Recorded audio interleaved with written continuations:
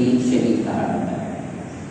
किसी शख्स को पेट की बीमारी लग जाती है, पेट की बीमारी दुरुस्त नहीं होगा, उसी बीमारी में उसे मौत आ जाती है, उसे भी शहीद कहा जाता है।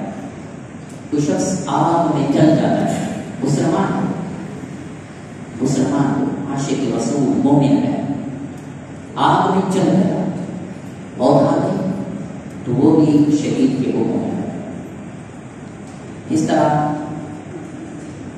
किसी जगह पर बम फेंक दिया जाता है, वो इमारत गिर जाती है, उस इमारत के नीचे आदमी दबकर मर जाते हैं, उन्हें भी शहीद कहा जाता है।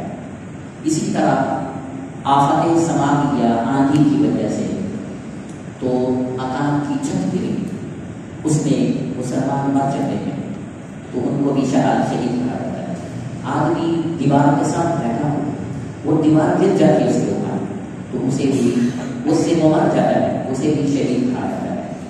इसी तरह औरत जब बच्चा जन्मती है, उसे बहुत तकलीफ होती है, वो तकलीफ को बर्दाश्त नहीं कर पाती, तो वो औरत मर जाती है, वो भी शहीद कहलाती है।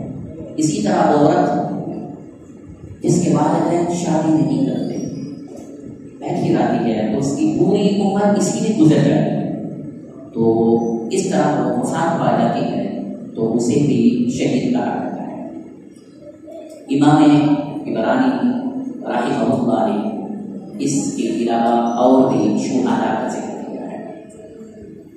कहते हैं कि एक आदमी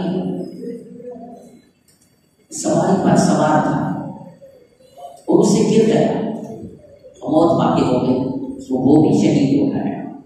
इसी तरह एक आदमी गाड़ी ड्राइव कर रहा है, हादसा हो जाता है और उसमें वो वफात पा जाता है, तो वो भी शहीद के हुक्म में आता है। चाहे वो मोटरसाइकिल पे जा रहा हो, साइकिल पे जा रहा हो या गाड़ी पर जा रहा हो, तो अचानक हादसा हो जाता है,